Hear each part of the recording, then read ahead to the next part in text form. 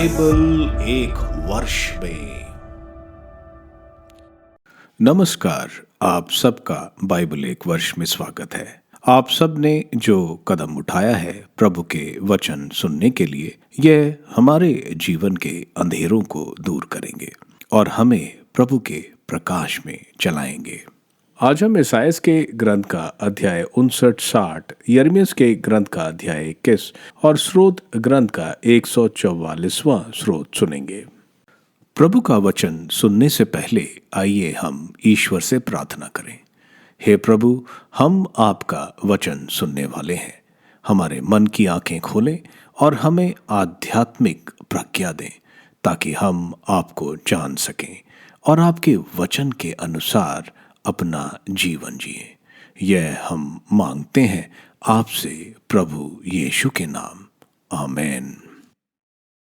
ईसायास का ग्रंथ अध्याय 59। अधर्म की निंदा। प्रभु का हाथ बचाने में सामर्थ है, उसका कान बहरा नहीं है, वह सुन सकता है। किंतु तुम्हारे अधर्म ने तुमको ईश्वर से दूर किया, तुम्हारे पापों ने ईश्वर को तुमसे विमुख कर दिया, इसलिए वह तुम्हारी नहीं सुनता। तुम्हारे हाथ रक्त से रंगे हुए और तुम्हारी उंगलियां कुकर्म से दूषित हैं। तुम्हारे होंठ झूठ बोलते और तुम्हारी जिह्वा बुराई की बातें कहती है। एक भी व्यक्ति सच्चा अभियोग नहीं लगाता या ईमानदारी से मुकदमा लड़ता है। वे खोखले तर्क प्रस्तुत करते और झूठ बोलते हैं। वे अन्याय का गर्भ धारण करते और अपराध को जन्म देते हैं। वे सांप के अंडे सोते और मकड़ी के जाले बुनते हैं। जो सांप के अंडे खाता वह मर जाता है। जब अंडा फूटता है तो उसमें से सांप का बच्चा निकलता है। उनके जाले कपड़े के काम नहीं आते। वे जो कुछ बुनते हैं उससे कोई अपना शरीर नहीं ढक सकता। उनके कर्म कुकर्म होते हैं। उनके हाथों के कार्य हिंसामय हैं। उनके पैर फुर्ती से बुराई की ओर बढ़ते हैं। वे निर्दोष रक्त बहाने दौड़ते हैं। वे मन ही मन बुरी योजनाएं बनाते हैं। वे जहां कहीं जाते हैं वहां उजाड़ते और विनाश करते हैं। वे शांति का मार्ग नहीं जानते। वे जिस मार्ग पर चलते हैं उसमें कहीं न्याय नहीं। उनके पथ टेढ़े मेढ़े हैं। जो उन पर चलता है वह शांति का नाम तक नहीं जानता। इस कारण न्याय हमसे दूर है और धार्मिकता हमारे पास नहीं फटकती। हमें प्रकाश की आशा थी और हमें अंधकार मिलता है। हम उजियाला चाहते थे किंतु अंधेरे में चलते हैं। हम अंधों की तरह दीवार टटोलते और नेत्रहीनों की तरह राह ढूंढते हैं। हम दिन में रात की तरह ठोकर खाते हैं। हम बलशाली लोगों के बीच मृतकों जैसे हैं। हम रीछों की तरह गुर्राते और कपोतों की तरह विलाप करते हैं। हम न्याय की प्रतीक्षा करते किंतु वह नहीं मिलता। हम मुक्ति की आकांक्षा करते किंतु वह हमसे कोसों दूर है, क्योंकि तू हमारे बहुसंख्यक अपराध जानता है। हमारे पाप हमारे विरुद्ध साक्ष्य देते हैं। हमारे अपराध हमारा साथ नहीं छोड़ते। हम अपनी दुष्टता अच्छी तरह जानते हैं। हम प्रभु के विरुद्ध विद्रोह और उसके साथ विश्वासघात करते हैं। हम अपने ईश्वर से दूर भटकते हैं। हम दूसरों पर अत्याचार करते और उन्हें विद्रोह के लिए उकसाते हैं। हम अपने मन में झूठी बातें सोचते हैं और उन्हें कहने में संकोच नहीं करते। हमने न्याय से मुंह मोड़ लिया और धार्मिकता हमसे दूर हो गई है। हमारे चौकों में सच्चाई को ठोकर लग गई और सदाचरण प्रवेश नहीं कर पाता। सच्चाई का सर्वत्र अभाव है। जो कुकर्म से दूर रहता, लोग उसके यहाँ चोरी करते हैं। प्रभु ने ये देखा और इसलिए अप्रसन्न हुआ कि कहीं भी न्याय नहीं रहा। उसे यह देखकर आश्चर्य हुआ कि कोई भी न्याय के लिए संघर्ष नहीं करता। तब उसने अपने बाहुबल से विजय प्राप्त की और उसकी न्याय प्रियता ने उसका साथ दिया। उसने न्याय का कवच धारण किया और अपने सिर पर उद्धार का टोप रखा। उसने कुर्ते की तरह प्रतिशोध का वस्त्र पहना और धर्मोत्साह की चादर ओढ़ी। वह सबको उनके कर्मों के अनुसार फल देगा और दूर द्वीपों तक अपने अपराधियों पर अपना क्रोध प्रकट करेगा और अपने शत्रुओं से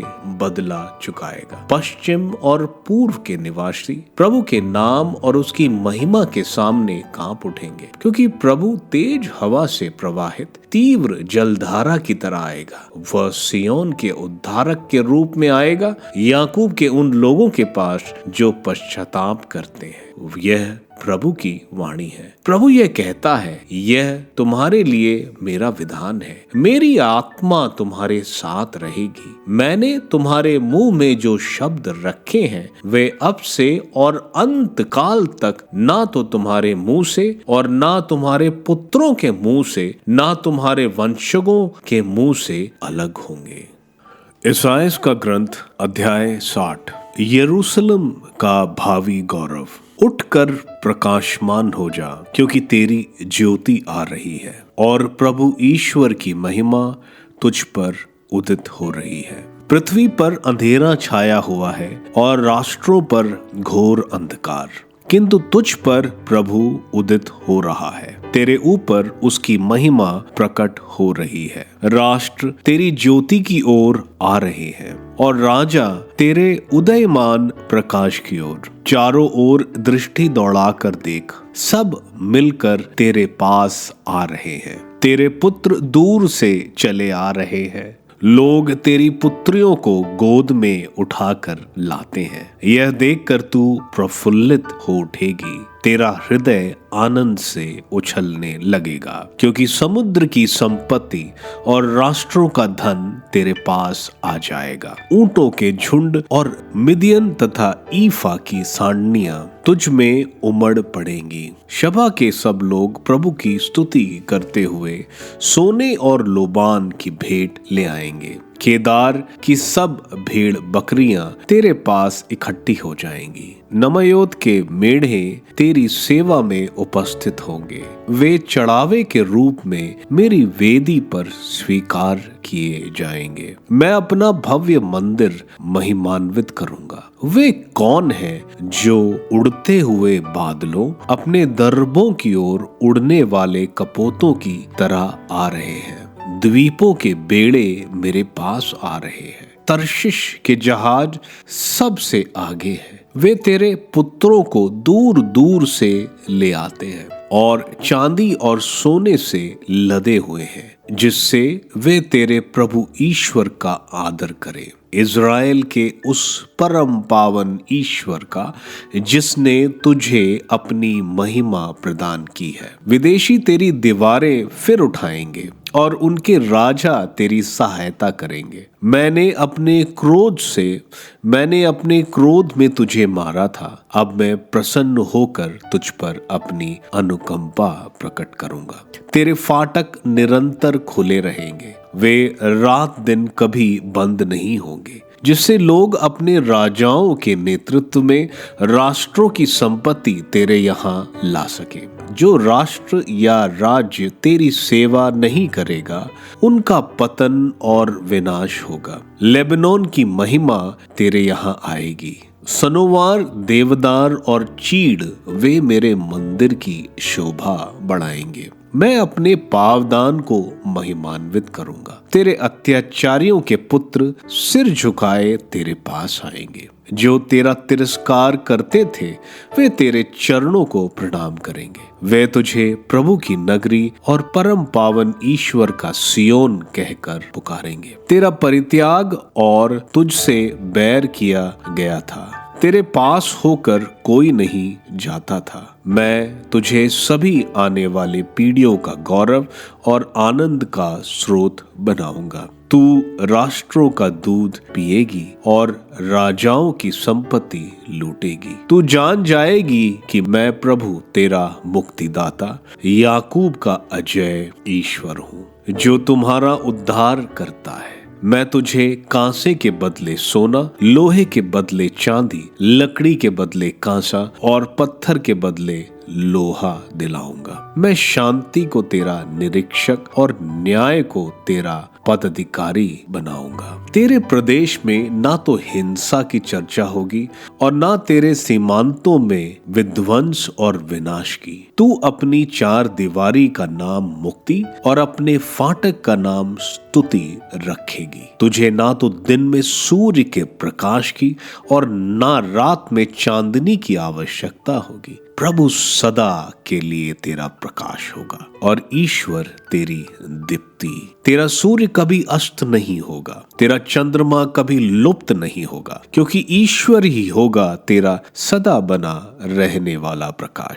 तेरे शोक के दिन समाप्त हो जाएंगे, तेरी समस्त प्रजा सदाचारी होगी, देश पर उसका अधिकार सदा बना रहेगा। मैंने अपनी महिमा प्रकट करने के लिए उसे अपने हाथों से पौधे की तरह रोपा है। उसमें प्रत्येक से 1000 उत्पन्न होंगे और सबसे दुर्बल से एक शक्तिशाली राष्ट्र। मैं प्रभु उचित समय पर यह अविलंब पूरा करूंगा। यिर्मयाह का ग्रंथ अध्याय 21। सदिकिया को चेतावनी। प्रभु की वाणी यिर्मयाह को सुनाई पड़ी जब राजा सिदकिय्याह ने उसके पास मल्किया के पुत्र पशहूर और मासेया के पुत्र याजक सफन्याह को यह पूछने भेजा, बाबुल का राजा नबूकदनेस्सर हम पर आक्रमण कर रहा है। इस संबंध में प्रभु से परामर्श लो।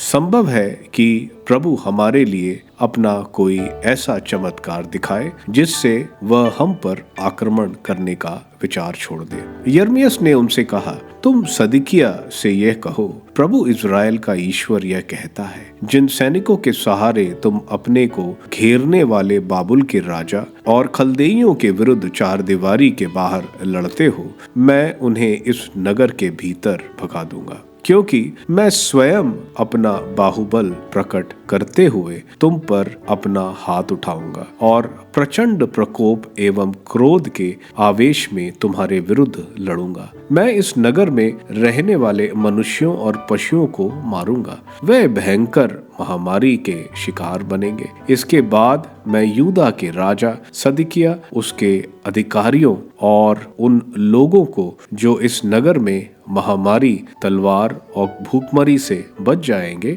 बाबुल के राजा के हाथ, उनके शत्रुओं और उनके प्राणों के गाहकों के हाथ दे दूंगा। वह उन्हें तलवार के घाट उतरवा देगा, वह उनके प्राणों की रक्षा नहीं करेगा, उन पर ना तरस खाएगा और ना दया करेगा। यह प्रभु की वाणी है। तुम लोगों से कहोगे, प्रभु यह कहता है, मैं तुम्हारे सामने जीवन का मार्ग और मृत्यु का मार्ग रखता हूँ। तुम स्वयं चुनो, जो इस नगर में रहेगा वह तलवार, भूखमरी या महामारी से मारा जाएगा। जो नगर छोड़कर तुम्हें घेरने वाले खलदेइयों के सामने आत्मसमर्पण करेगा, वह जीवित रहेगा और अपने प्राण बचाएगा। मैंने इस नगर के साथ भलाई नहीं बल्कि अनिष्ट करने का निश्चय किया है। यह प्रभु की वाणी है। यह बाबुल के राजा के हाथ दिया जाएगा और वह इसे जला देगा। राजवंश के विरुद्ध यूदा के राजवंश, प्रभु की वाणी सुनो। दाऊद के घराने,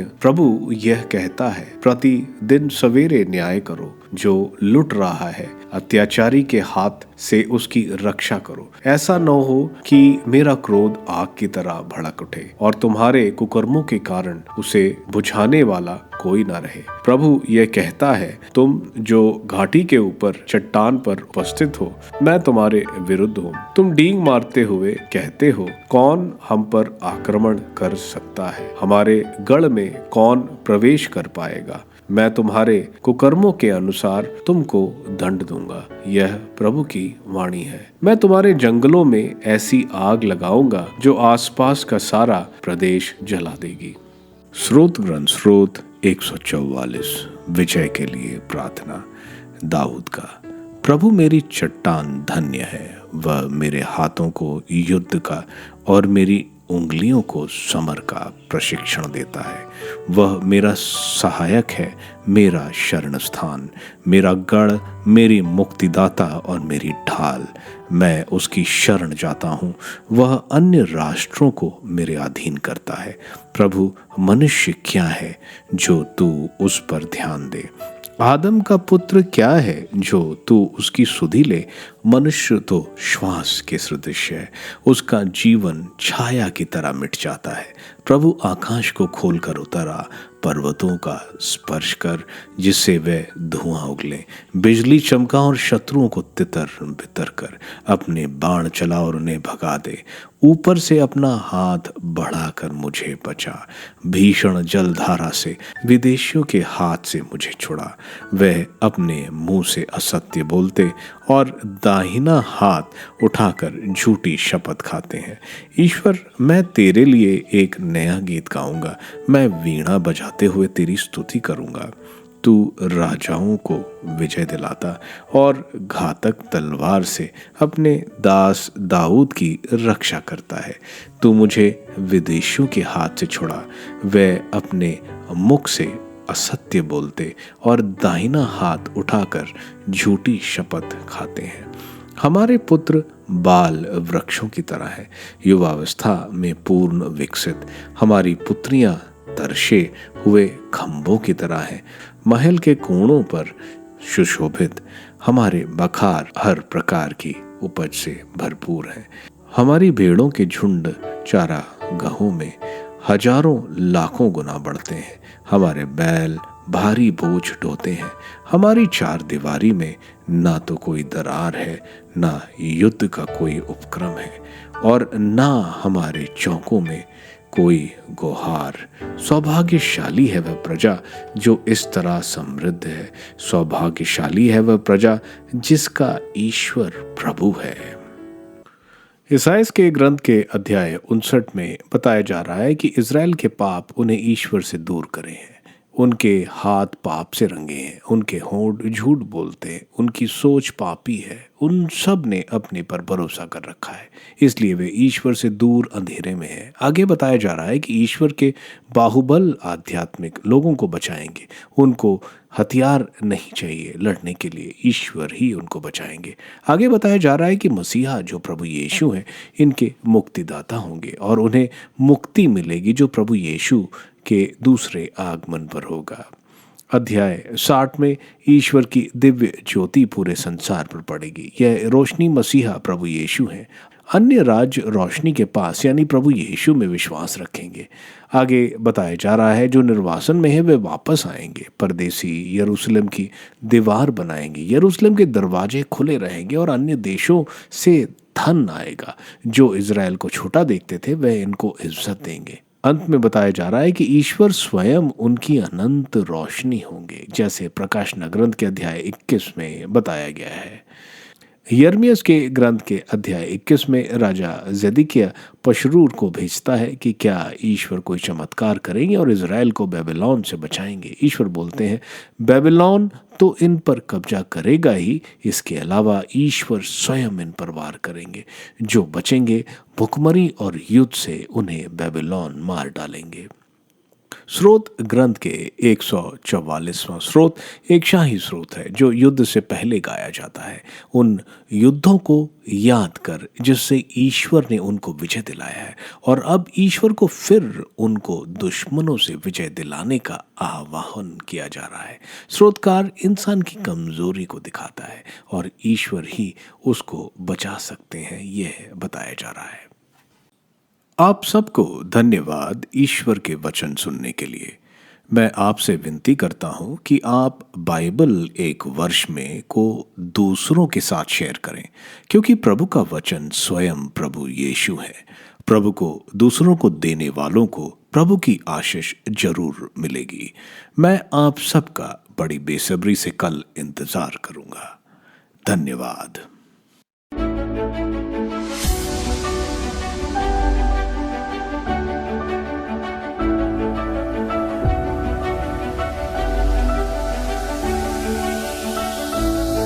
बाइबल एक वर्ष में